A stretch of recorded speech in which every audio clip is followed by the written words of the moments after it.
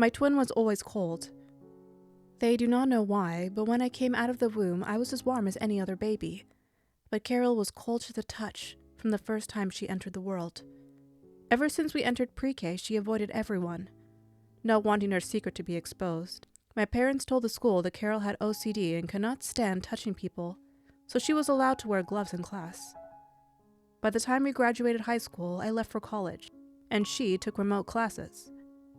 After that, I moved back to our childhood home and saw Carol. Her room burst with heaters, and I tried making conversation, but she was awfully cold.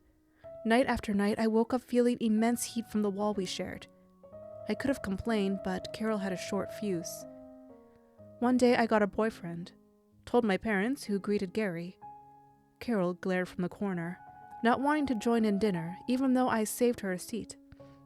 Then when I was pregnant, I woke up with Carol on my bed, her cold hands on my stomach. "Your baby will be mine. She'll be like me. Cold." "Get off!" I screamed, pushing her as she fell down. She twisted her body in an unnatural way, and she stared at me with blatant jealousy.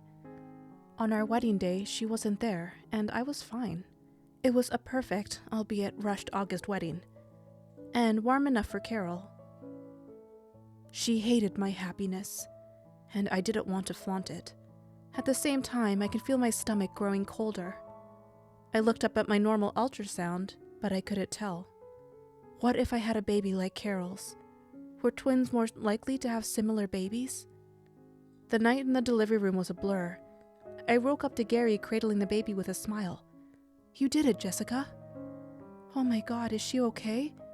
I whispered. "Okay. She's 7 pounds. I think she's fine.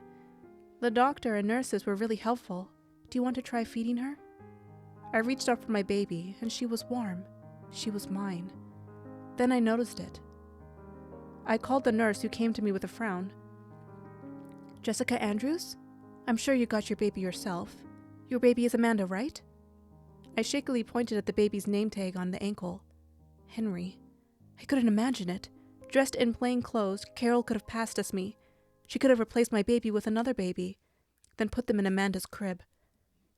She could have escaped with my baby, and they'd be far away from now. Did you hear the Amber Alert yet? Please, look for her. A woman in her late 20s, always dressed in a hat, scarf, sometimes a mask, sitting near heaters, cradling my baby.